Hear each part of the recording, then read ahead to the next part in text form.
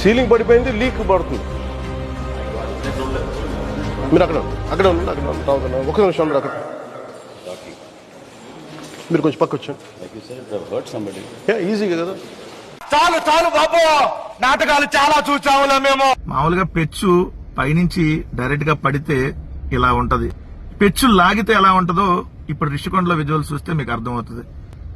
పావలా బిళ్ళకి బొమ్మ బొరుసు ఉన్నట్టుగా పెచ్చు కూడా ముందు వెనక భాగాలు ఉంటాయి కదా, అది డైరెక్ట్ గా పడింది అనుకోండి, పడితే అలానే పడాలి కానీ తిరగబట్టం ఏంది, ఇది ఏమన్నా పావలా బిళ్ళ ఇక్కడ ఏంగానే అటో ఇటో ఎక్కడికో వెళ్ళి చంద్రబాబు నాయుడు గారికి వెళ్ళి తిరగబట్టడానికి.